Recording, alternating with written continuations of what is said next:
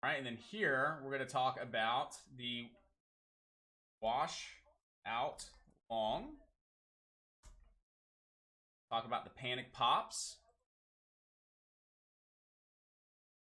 And these two go hand in hand with one another. You got the washout longs and the panic pops.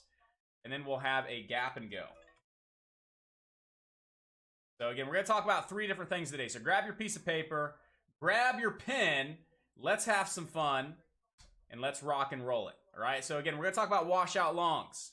We're going to talk about panic pops. All right, and we're going to talk about gap and go strategies as well. All right, so with that being said, all right, go ahead and write this down. Again, it's a lot of verbal, and then I'm going to show you some illustrations. I love painting. I love getting crafty, and then I'm going to show you some live examples of a washout long, a panic pop, and a gap and go. So, a washout long is when we have a, number 1, stock is gapping up in pre-market for whatever reason, right? Let's say it had a great Thursday, and there was some momentum in after hours and in pre-market. The stock's gapping up. Right? Let's say that there's no activity prior days, but there's some news, right? There's some news and the stock is gapping up. You have to think trading psychology. You have to think, what are other traders thinking right now, right? What are other investors thinking? Kind of get in the minds of other traders and other investors. If you have a stock, right? Let's say it closed on Monday down here, right? It closed down here. And today, it's gapping up, right? We can see here that, the stock closed, but is currently gapping up. Let's just say it's 20%, right? Stock's gapping up 20% in pre-market, all right? What are a majority of traders thinking? People that are swing trading the stock, people that are maybe investing in the stock for the long term. What are they thinking? My goodness. I am up 20% on my swing trade. I am up 20% on my investment. I should take profits, right? Any professional trader that is up, they're going to look to lock in some kind of profits. Now, not everybody, but a good majority of traders that were swinging ABC stock, that were investing in ABC stock, and they see that the stock's gapping up 20%, what do you think a majority of people are going to do? They're probably going to lock in some profits, right? And we call that a washout long, is when the market opens, ding, ding, ding, ding, ding, ding, ding, ding. We see these long position traders taking profits, which washes the price out, which washes the stock back on down, right? We call that a washout long. The longs that were in this, swing trading it, investing in it, we're looking to take some profits when the market opens. It causes the price to come down very, very quickly, very, very fast. But there's a strategy behind that for day traders, all right? So let's say this was Thursday's close down here. And you guys, let me remove my face. This was Thursday's close down here, all right? And this is Friday's roundabout open, all right? It's gapping up 20%. But let's say you identify, let's say you identify support right along this level, right? You notice the stock's gapping up. Let's fix that line, make it straight. I know there's a way to do it with like the shift button. But let's say, again, stock down here closes Thursday at $5. Gapping up 20%, right? Gapping up to 6, right? And you see support right here at $5.50. It's not going to happen 100% of the time. But more times than not, you're going to have those longs, those investors, those swing traders looking to take some profits. They're up 20% and you identify $5.50 solid support. So what happens when the market opens, right? You see those traders taking profit, which causes a quick dump right down to a support level. And this is where day traders have fun, right? Again, as a day trader, I'm not buying at 6 because I already think coming into it that we're going to see some profit taking. I expect to see the stock sell off very quickly and then immediately shoot back up because there's retail traders like me and you looking to buy that level of support. So stock opens at 6. You have your investors, you have your swing traders looking to take some profits, which causes the stock immediately in the first 1 minute candle, whoop, right down to a level of support. I'm looking to be a buyer here, right? I'm looking to be a buyer off that washout long for a quick pop back up right into where it opened. That's my first target, right? That's my first target right there. First target. Looking to buy off that level of support, immediately shoot back up. This usually happens 80% of the time. Just so you know, this usually happens within the first 1 minute candle. So once again, right? Investors and swing traders are taking profits right down into a level of support. And the only reason support holds is because there's retail traders, other day traders, looking to buy off that level of support. So boom, profit, profit, profit, profit, profit taking, boom. Day traders, me and you, looking to buy the dip for a quick pop back up. And again, my first target is always going to be where the stock opened, right? Then we bleed into a little bit of a gap and go, right? So this can bleed into a little bit of gap and go strategy as well.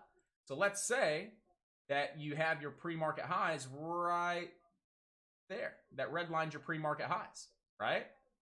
Sometimes we get enough aggressive buying pressure to actually cause this to be a gap and go strategy, right? Stocks gapping up at a pre-market, opens, wash out long to a level of support, boom, big time bounce right back into the open, but every now and then we'll actually break over those pre-market highs and put in a new high of day, an intraday high. That is going to be classified as a gap and go. Stock is gapping up from prior day, right? The stock is gapping up. Stock opens, either A, we get a washout long and then the gap and go, right? Or B, we open and we immediately push, right? So this is a gap and go. So it's gapping and immediately it goes. But sometimes, right, and this is my favorite strategy and my favorite approach, is to wait for the washout long, make my entries, and then have it turn into a little bit of a gap and go over those pre-market highs. All right. So I love applying the gap and go strategy with a washout long strategy because I get a lower entry and then we get that gap and go into new intraday highs very quickly, very fast, and it makes for a good scalp opportunity. Right. But then besides that, you have just your typical gap and go where the stock closes. Stock is gapping up, right? Stock's gapping up. It opens up and it immediately goes to the upside. That would be a gap and go without the washout long. But I absolutely love applying the washout long strategy to it, right? Get my entries off a level of support and then get the gap and go. I like mixing these two strategies together because they're just great, rewarding, profitable strategies. And I actually have a live example today of a washout long followed by a gap and go. Right? I'm going to try and find just a gap and go strategy as well. But then we have panic pops, right? So a panic pop is the same thing, right? Stock, basically it's a false gap and go, all right? So panic pop, you can go ahead and put in parentheses, is a false gap and go strategy, right? It's a false gap and go. That's what a panic pop is. So same criteria. Stock is gapping up, right? Stock opens and it pops. A lot of people buying out of FOMO, fear. Let me buy it, let me buy it, let me buy it, let me buy it, let me buy it. Boop, boop, boop, boop. And then you immediately see it whoop, get slammed to the downside. That is going to be a panic pop. Buyers are panicking. Buyers and longs are forcing the trade. They're FOMOing, right? They're buying the gap and go strategy. That's all they're doing. They're buying the gap and go over pre-market highs, but they're not taking profit. They're not taking profit. They're not taking profit. They're not taking profit. And then boom, it gets slammed to the downside. That is a panic pop. It pops, people panic, it drops. So that is a panic pop followed by a drop. Basically what that is, to keep it simple, is a false breakout gap and go. All right. So again, you have a washout long. We've really broken that down, the criteria behind that. We've really broken down a gap and go, right? And the criteria behind a gap and go. We've merged a washout long and a gap and go together. And that's one of my favorite strategies, is a washout long incorporating the gap and go. And then you have a panic pop, which is basically a false breakout out of the gap and go, to where, again, it breaks over the highs. Traders think it's a gap and go. They're not taking profit, and then it drops back down very aggressively. So if you want to take a screenshot of this, definitely take a screenshot. Again, the ones that I'm focusing on today are going to be washout longs gap and goes. But I wanted to go ahead and fill you in on what a panic pop is. We don't really focus on panic pop too much, right? It's a panic pop, and we're more or less looking to short that. We're looking to short this. We're looking for a gap and go with a false breakout to short to the downside. This is very advanced, right? This one is very advanced, all right? This one I don't trade too much because I know it's advanced, right? And even me, I don't like trading these because what? Let's say I go into the gap and go, and I'm looking for it to be a panic pop and a drop, but what if it squeezes into a halt? Now I'm screwed, right? So again, I'm not a huge fan of panic pops, but I wanted to be able to break that down, explain what a panic pop is. For the purpose of this lesson, we're going to be talking about washout longs, we talk about gap and goes, and how we can merge these two together into one beautiful high reward strategy. All right, and I actually have an example today, guys. So that being said, what was our example on? It's on ENB. All right, we actually had this on ENB today. Let's go ahead and maximize the sell. Let's go ahead and remove the drawings. We can see here that the stock is gapping up, right? Let me actually go back in time a little bit so I can actually do this right. 4 days, beautiful, beautiful, beautiful. Stock is gapping up. We can see that clear as day. Stock's gapping up. So all we're looking to do is draw our levels of support, right? Because again, if we're gapping up and we want to incorporate a washout long with the gap and go, we need to know our levels. So right now we know our pre-market highs at this point in time are $12.41. A break over $12.41, we could see a gap and go. We already know that. But what if we get a washout long, right? Where's some support? Well, we can see some support back down towards around prior resistance, right? Right here, right around $11, we had a lot of resistance, and we actually had our breakout point. So when we have resistance followed by a confirmed breakout, that is a great area of new support, right? If it barely got over that level on weak volume, that wouldn't be as strong. But the fact that we had identified resistance and we actually had a nice candle close over resistance on increased volume, that right there gives us some extra clarification that if we come back down to that resistance level, if we come back down to the point in which the stock broke out on increased volume, that would be a good level that we could see that stock hold on up, right? That would be a fantastic level. So that being said, we're just marking up our levels right now. So right now I see down towards around $10.93 to $11 being a great level. And that's exactly what I was looking at this morning. I was looking for the stock to gap up, wash out to 11, and then immediately push for the gap and go over those pre-market highs. I missed it by about 30 cents, right? Because what happened? We actually held a little bit higher of a level. So let's go ahead and see how this works out. So right about there, market's getting ready to open. I still have my level drawn up at 10.93, but traders actually respected this low at 10.30. So let's go ahead and assume, for the purpose of this lesson, that you said, you know what? Market's getting ready to open. I see that being the level of support, right? We have prior resistance, a lot of resistance. We have support. So let's say that the market's 30 seconds from opening. You know the gap and go would be a break over pre-market highs, right? Because the stock is gapping up. We're looking for it to go over pre-market highs. And let's say we have a target of $13, which we did. We had a target of 13. But now we want to incorporate the psychology of trading, right? And what's the psychology of trading? This stock is gapping up from $4 right around 12. I'm thinking investors, I'm thinking swing traders are going to want to lock in profit. They're up 100%. Who in their right mind, guys, let's be honest, who in their right mind is not taking profit when they're up 100%? The diamond handlers, maybe, the gorillas, okay, that's fine. But let's be honest, if I'm up 100%, I'm taking in locking at profits. Who in chat is locking in some of their profits if they wake up to one of their stocks up 100%? Go ahead and give me something here in chat. Who is locking in profits if they wake up one morning and see one of their swing trades is up 100%? I'm locking in profits. I know Trader Girl Beth's locking in profits. I know Chris is locking in profits. But what about some newer traders? If you're up 100%, wouldn't you want to lock in some of your profits? I'd hope the answer would be yes. You want to secure those profits. You want to get paid.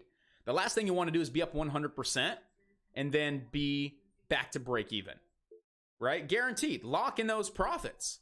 So again, that's what I'm thinking right at the start of the day. I see a possible gap and go, but I'm also thinking this thing is gapping up 100%. We could definitely see a little bit of profit taking. So let's go ahead and incorporate the washout long with the gap and go, right? So again, full transparency, full disclaimer. I had my support drawn right down near $11. We were talking about this morning. I want to buy the washout long for the gap and go way before the market opened, but I'm looking to be a buyer down towards around 11.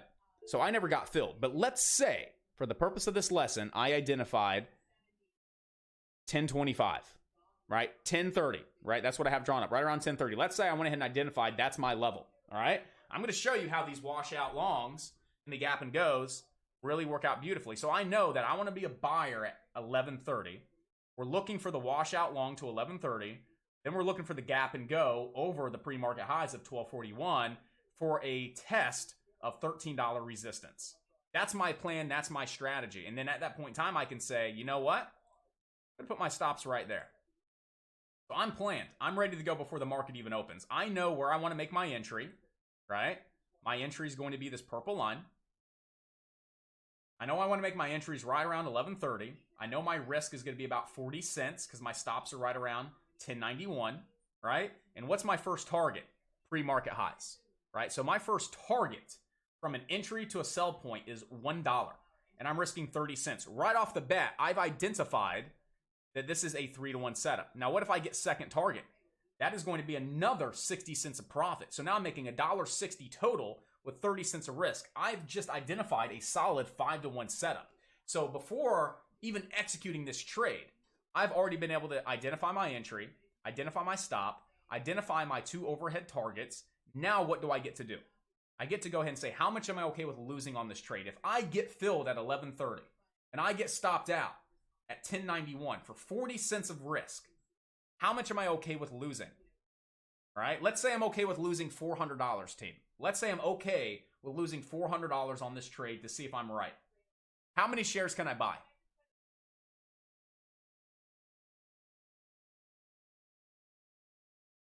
All right, guys. How many shares am I able to buy? If I'm okay with losing $400 and my risk, based on the chart, is 40 cents. How many shares can I buy?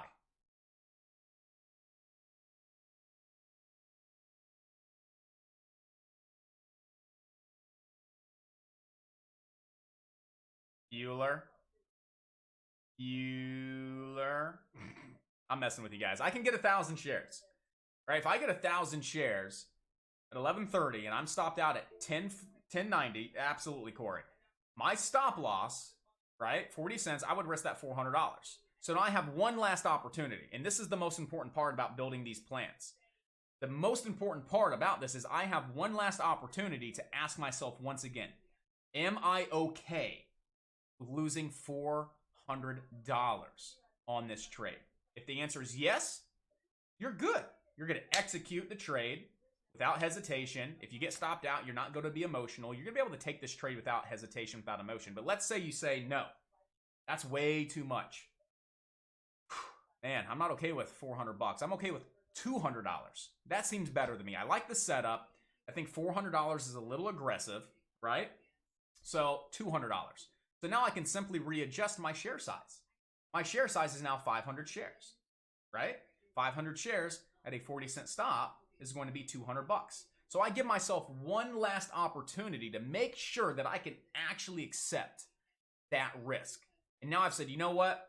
I'm okay with $200. I accept that. So now my order entry box has 500 shares, right? I have a limit order or a market order ready to go, and I'm going to be able to take this trade without hesitation, without emotions, and I'm going to be fearless. And I'm going to do what professional traders do. Build a proper trade plan, be consistent, all right? Let's see how this trade would have played out. Again, we're looking for the possible washout long, followed by a gap and go. If the stock immediately gap and goes, I'm not taking the trade, right? You're not going to nail these 100% of the time. But coming into it, if this happens, if that happens, if this happens, then I will do this. I will execute if these things happen. Now, if these things don't happen, I'm not taking the trade. regardless of what happens. If this doesn't happen to a T, I'm not taking the trade. You're not going to nail these 100% of the time, right? Because they're not always going to work out exactly the way you want them to. But if everything lines up the way I expect it to line up, I know I can take this trade, and I feel confident in taking this trade, right? The things don't line up, I'm not taking the trade, okay? Let's see how this plays out. Market opens. You can it's a little confusing, right? Because right now you're like, well, did it push up first or did it dump down first? It dumped down. Guys, remember we were here. It came down to that 11:30, and I was looking to be a buyer at 11, right? So we know that it opened, right? We know that it immediately washed out the longs. Buyers came in off support, bought it back up, and pushed it over pre-market highs. So we had a washout long, followed by a slight gap and go, but we at least hit first target. So let's assume that I got that trade at 11:30. Again, I was looking for the $11 mark. I would have been at 11:30. My stop loss is down here. I would have hit first target, and immediately, right? I want to see who knows this. When you hit first target, so let's say I got in at 11:30. I hit first target at 12:40. I'm up $1 a share, and I locked in half my position. What am I now doing next? And I'm not going to give you the answer. I want to see who's got the answer. I'm in. I hit first target. I took profit. I'm in the green. I've made money. What am I doing next with the rest of my position? What am I doing at that point in time?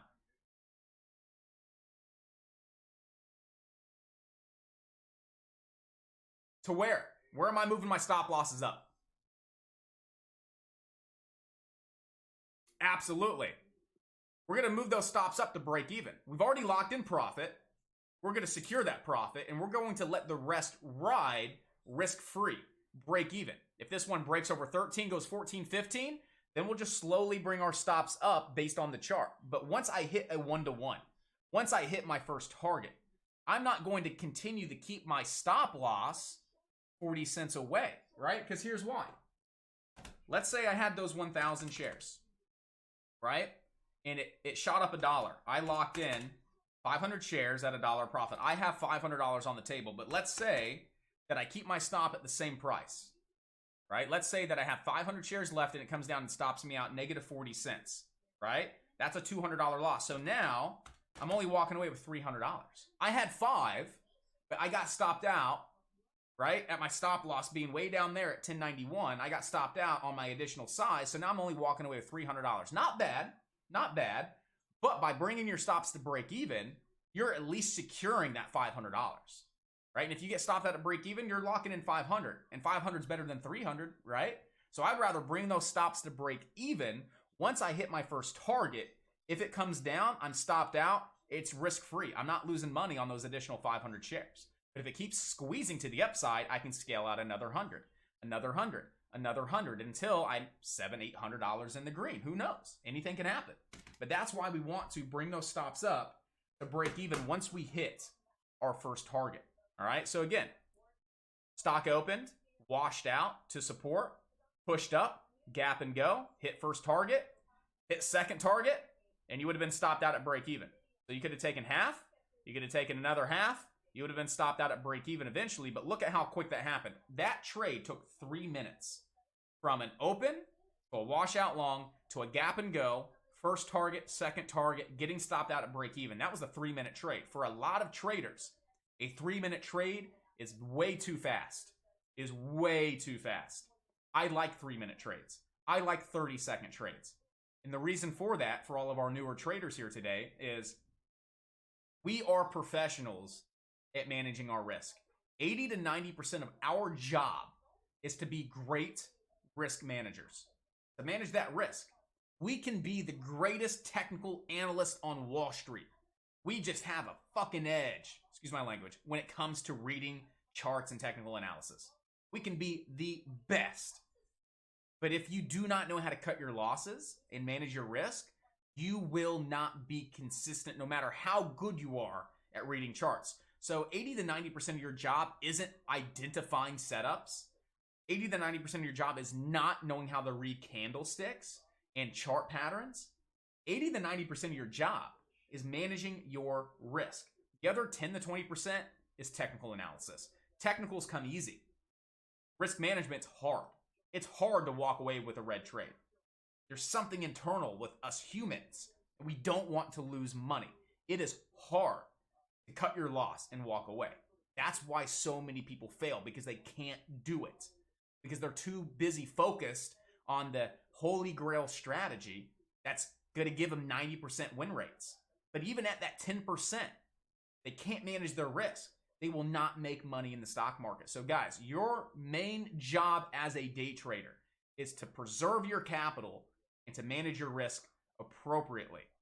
The other 10 to 20% is learn how to read charts, understand patterns, where to put stops with certain patterns, where to take profit with certain patterns, right? That's 10 to 20% of your job. The other 80 to 90%, guys, is managing that risk and preserving, keeping a hold of your account, holding on to your capital, all right? So that being said, we saw a beautiful gap up, wash out long, followed by the gap and go right into our two targets. We did get stopped out at break even, and that's okay, right? And that's okay. So in hindsight, beautiful trade. And again, not really hindsight, because I was looking for this trade this morning. I was talking to you guys about this trade this morning. I want it. I want the washout long, the panic drop, back down to support, followed by that gap and go over those pre-market highs. I liked ENB because ENB was gapping up strong on great news, and there was a lot of hype behind ENB. I liked ENB a lot, right? But I never got the entry because it came down to that low here, and I was still fixated on 1091, $11. That's where I wanted to be a buyer. I didn't want to be a buyer at 1130. I wanted to be a buyer even lower at 1091 to $11. I was being greedy for the lowest entry, and I missed out on the trade, but it's okay because I'm still locking in $414. What did I not do? I didn't chase this at $11.92. I didn't chase this for the break over the gap and go pre-market highs. I didn't chase it because what did we see? We saw a panic pop followed by the drop. So we actually saw ENB form three different types of setups. We saw the gap and go. We saw the washout long. And we saw the panic pop followed by the drop, right? You can see how all of those kind of blend together, and you can actually build them together into one nice strategy. And my way of trading this is, again, the washout long into the gap and go.